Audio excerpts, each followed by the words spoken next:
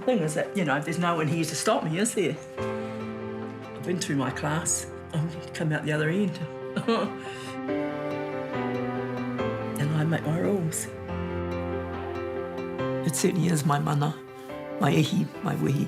It is Emily Karaka, that's the painter. When I paint, there's nothing else but me. It's a spiritual space. I'm such an independent person. I don't need the group hug that artists nowadays seem to be doing. I don't need to be part of a school or a set. I religiously know what I want to do and what I believe. Life is layered, isn't it? You want it to be real, like to have substance. Life isn't flat, nor is painting. Good painting never is flat, it's multi-layered. I'm not really good at looking after my materials. Oh dear. Make it believable and keep it true. Wahine Māori are hardwired to think about what's good for people. I know that my lived experience can help so many others.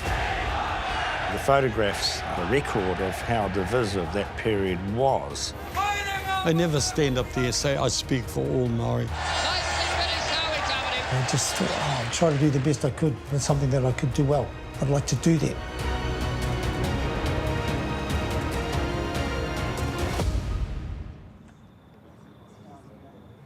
Ko Emily Karaka tētahi o ngā tino ringa toi taumatarau I Aotearoa. Ko ngā pānga o tōna oranga ko tino whakaawe I ana mahi, mā te tirotiro ki ngā kaupapa pēnei I te tuakiri, te whānau, ngā tōranga pū hoki, me te tuku I tētahi tirohanga rerekē I te ahurea o Aotearoa.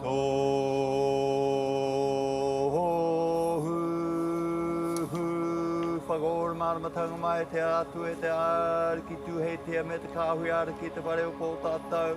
E maui ana ke mātou katoe te ata nei ai. Nā hu te he kororia.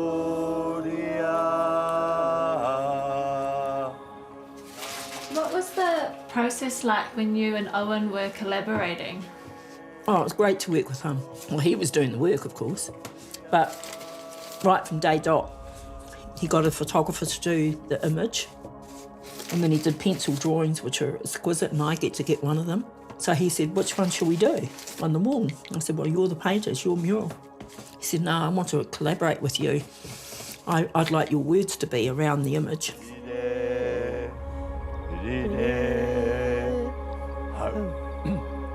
Hi, Māori. Kia ora. So that's how I got to work with him on the wall, to do the words. He said, you need to do your ID so people know who this is. I said, OK, I can do that.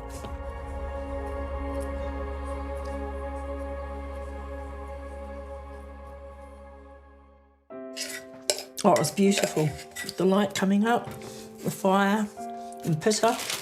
Pitta is such a showman. But he's, he made everyone feel welcome.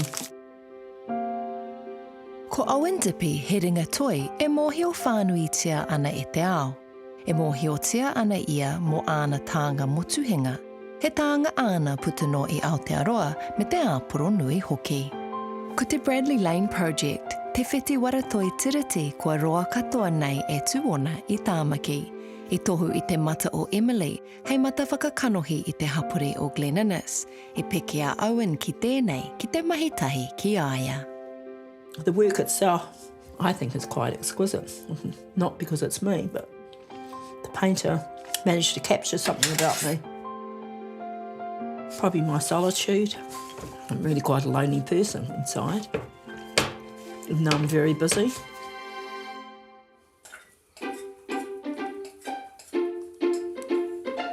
I did start thinking, should I write names of songs or something? But he said, no, he wanted it to be more personal to me. And I said, OK then that's what we'll do, we'll make it personal to me. So That's how come we've got what we've got on the wall. It was amazing working with young Owen Dippy. He's a fine young artist. Whai, what do you want people to take in when they see your mural? That's what I'm going to leave behind for the community, isn't it? Because he said, I like to give people their flowers, and I thought, well, that's a funny thing to say. He said, well, if you look at most of my portraits, they're all the same. He knows his stuff. Awesome, that's our action clap. Ino reira, tēnā koe. Oh, kia ora.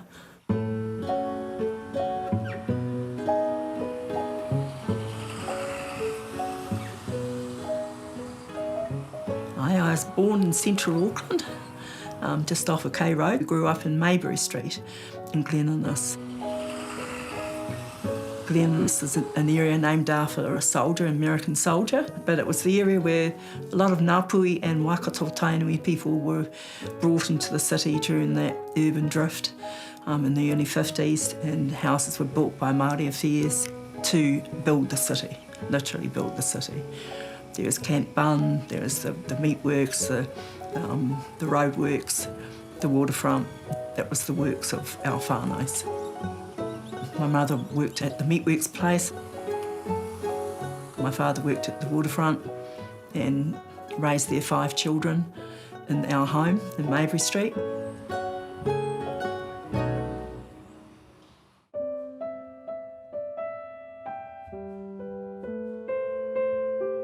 Ko Emily Karaka a hau, ko maunga rei a pōtaka tuku maunga, te wai o taikihu tuku awa, no wai o hua nai taiki tamiki diwi. Our grandmother lived with us, our father's mother. We grew up in a typical family situation where Dad had been strapped at school for speaking Māori, so she wasn't allowed to speak with us Māori at the table. But when we went to bed at night, she'd sing waiata, Māori waiata, and give me her little golden coin chocolates. So really for me, that's when I heard the language, te reo rangatira. E moko ko aroha, you know, just the simple nanny words that stay here. So for me, that was enough. My father's John Karaka, and my mum was Margaret Rose Goodley.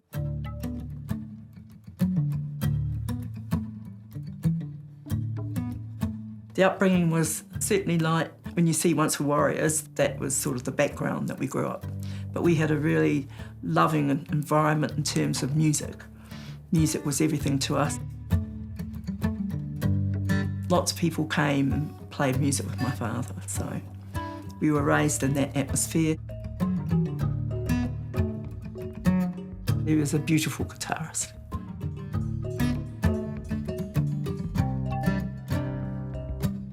That was Dad. I mean, Mum and Dad had a busy life. Dad with his music, Mum with the 5 children. He did what she asked. If you shave your moustache, I'll marry you, which he did.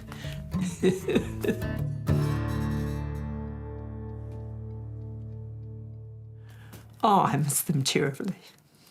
Yeah. But they loved each other so much. Yeah, so much.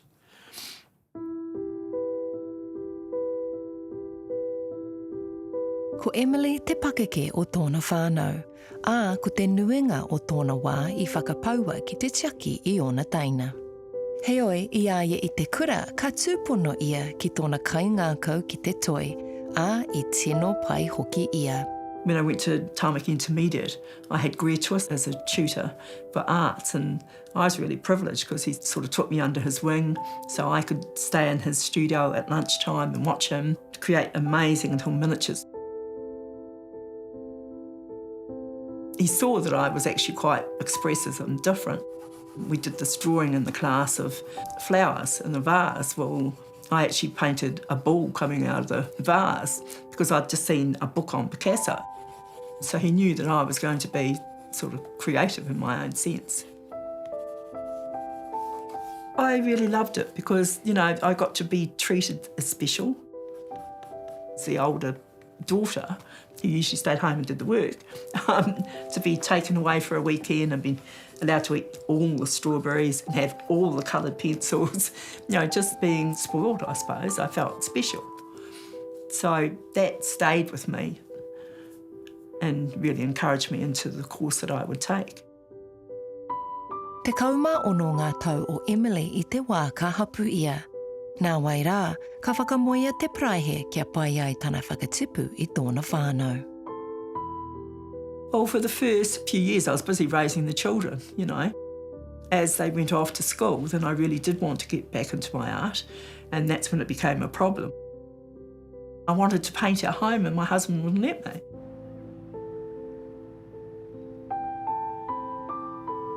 That, I think, overturned the marriage.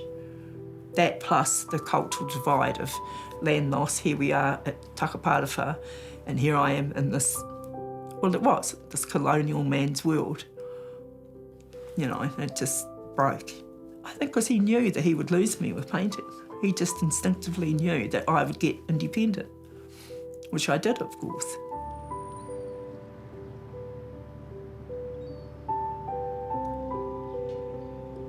And so I drew this drawing and then I painted this painting, and it was the first big painting that I did called In the Mixing Bowl.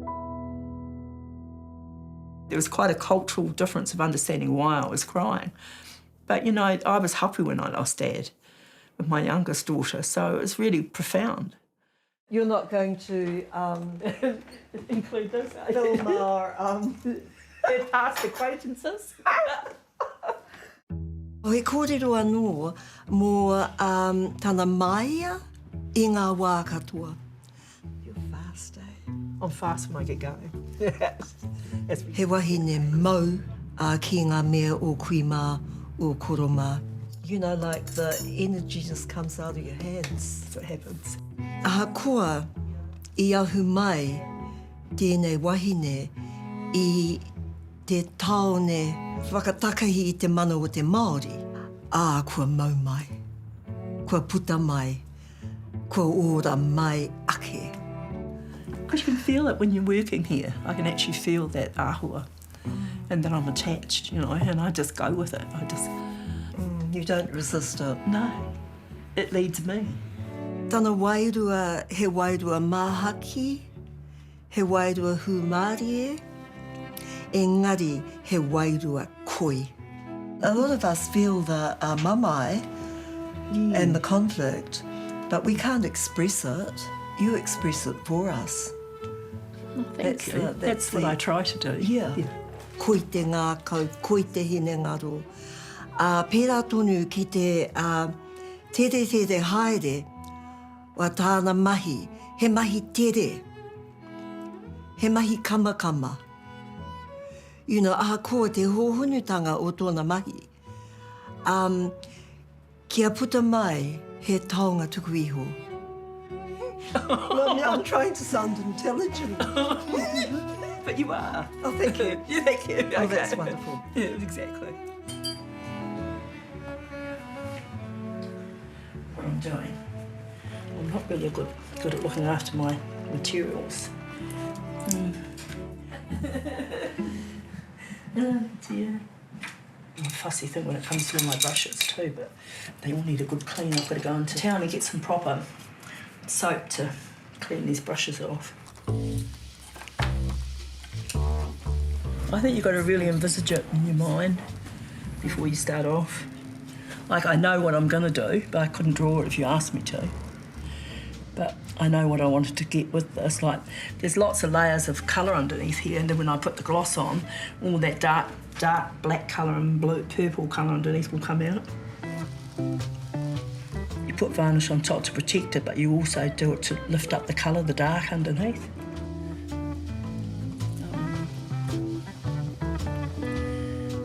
I think the Indigenous palette has more energy because of the subject matter, because of the urgency of what's being painted. by the artist. And there is, I think, an Indigenous palette, which is, when you look at, say, the Aborigine work, and I'm blown away by their palette, because it's like this, but out there, you know. It's our time. Colours everything, isn't it? What I'm doing here is highlighting the figure form now, and then I'm going to put gold enamel tears coming down, this like a rainbow coming down on the dark. This is going to be a ball, like a sun ball, which is the puku of the wahine, where baby is. So it's like a target, because, you know, Indigenous women are targets. So I'm going to make part of this area a target, like a dartboard. I'm going to build that up. So what's going on in my head while I'm working? I'm thinking about the final layers that I'll do. So this is oil paint mixed with oil medium. So it stays nice and thick and glossy. Ko tana whao, he whao huruhuru. Ne.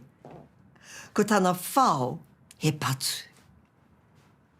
Engari, he patu ngāwari, he patu horahia humari. When you do your work, can you handle being around people when they're looking at your work for the first time? I've got used to it now. I've got used to it, sort of like, I've given that, so I can stand back from it. It's got its own mana, its own force, so they're responding to that taonga. They're not actually responding to me. I learnt to let go. Te kaha o tōna reo, te māramatanga o wōna whakaro, nā te mea kei raro kē, he karere anō. So are you guys coming down? Yep. Okay, sorry. Excuse our slope, it's only I can't fall down. It's only around here, can't it? Slowly. Well, there's only one rule, really. You don't put oils underneath acrylics. You put oils on top of acrylics and you make sure that they're dry first. If you don't, whatever you do, put oils underneath, because it won't set. You know, your paint's got to set. I mean, most people are very tidy painters. I can't be tidy. This is me the tightest I can be. Normally I'd be covered in paint and everything else. My painting is like my politics. I don't take prisoners in the art world in terms of looking at artwork, looking at how I paint what I'm going to do, and I make sure I don't compromise what I want to say with my brush, and make sure that it's steady and strong. So, you know, there's no shortcut. Just like in politics, there's no shortcut. So you don't compromise your stance. You never compromise your stance. You can't compromise your stance. That's something that Titiwhai taught us really, really hard, you know. And if you don't know what you're doing, you shouldn't be in the room. You know, because you're a risk factor to the others. That's what we found when we were protesting.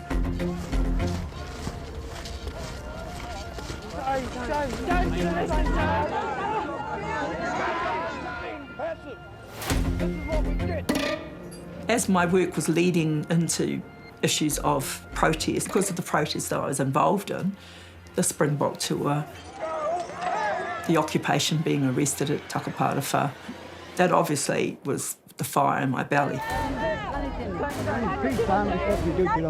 The morning that the move was made on the point, I was at home here, we turned on the radio because someone said, they're moving up the point. I thought, what? So I left very quickly. So I got up there before they actually started reading the orders out for us. Whether you leave peacefully and with dignity, or whether you are forcibly removed, is a decision for you to make.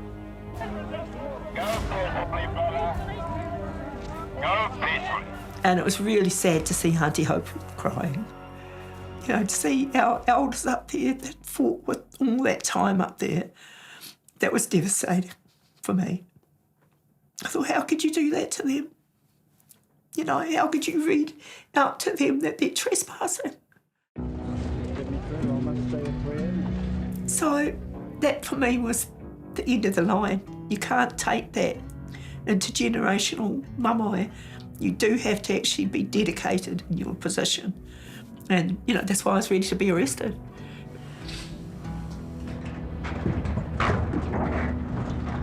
It was horrific. We got carted off in buses and herded into these big, like, sheds inside Central Police Station. For some reason, they dragged me out of the big shed and threw me in a cell. I've been through a couple of things which aren't the normal for artists to go through, but it's like you're under a focus because you're seen as this radical.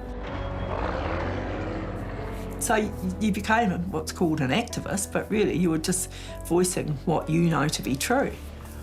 If that's what activism is, then that's what you are.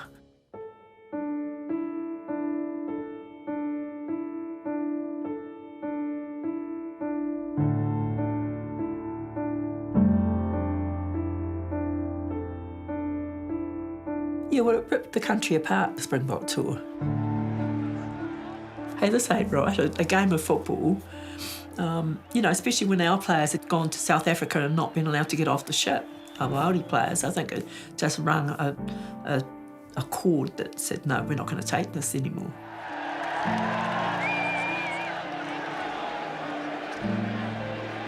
We underestimate what Aotearoa did. We actually brought it to its knees, apartheid, through what we did by standing up to our army and our police and our politicians and saying, no, we're not taking this. It was like a war, a civil war in the country, divided.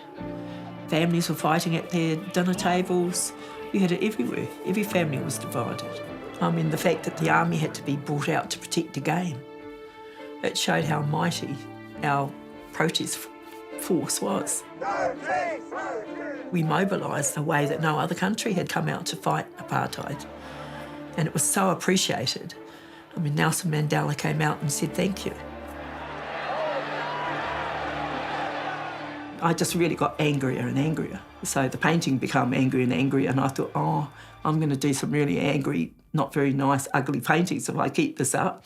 So I had to come to grips with what I was painting. Mai anō ko ngā toi o Emily kua whakatinana I tōna oranga. Tūtohe mai, mahima tana iwi mai rānei, ko āna peitatanga he whakaahuatanga o ona wheako I tōna oranga. Ko waimaria ia ki ngā tino kai peita I poipoi, I tohu hoki I aia.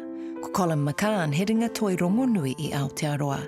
Tētahi I whakapono ki ngā pūkenga o Emily, a I aki I tōna auahatanga. I te tau 2021, I whakatutukihia ia tāna puninga toi ki te McCann House. I was put into a stream of some top artists. In my first exhibition that I had at Outreach, Colin McCann stood in front of it and said that I had a career in painting. He really liked the cadmium yellow archway. You know, as a painter, he spoke to me about the painting, the construction of the painting. So painting is a practical learning, but I had the most amazing opportunity. So I watched them paint their paintings. And this is Philip Claremont, Alan Maddox and Tony Thomason. They were three of the best at that time. As well as, like, the door was always open as far as Colin was concerned if I needed to see him. So I didn't need to go to art school. I always wanted to. And I even asked Colin, would he give me a reference to go? He said, no, you're not going to art school, even though he taught at art school. He said, yours is the school of life. And I thought, oh, what's he saying now? The school of life? No, you just keep on painting. So that's what I did. I'm always happy when I'm in the Ngāhere. But being here at the McCann residence and at the area known as Parihuia for Te Kawerau-Maki, she was one of our major ancestors, and she was one of the tohunga of healing. So being here is healing. This place is so unique. It's unique in the world. I can really feel him, and that's why I love coming here. But, you know, the time that I spend here made me focus, it made me aspire, because that's what he wanted me to do, to be the artist that I was. So it really put the challenge at my feet, particularly when at my feet at the same time were Di and Cody. It forced me into the issue of thinking, right, was I going to produce painting here? So I painted the series Rahui, and it was an amazing success. The exhibition opening was chocker, people, no standing room, which is quite uncommon in an art gallery opening. And my brother Dawes played, the band come and played for me. It was nice to hear him. He just plugged up and he sat down and he said, well, sis, I think Colin would be proud of you. And when he said that, you know, and then they started playing their music, I thought, yeah, I can feel him. And same as here, I can feel him.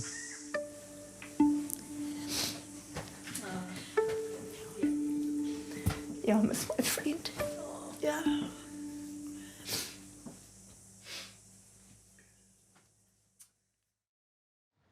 Good range of flowers. And then the Pizza Hut. And the bakery's on, right? And the chicken and chips.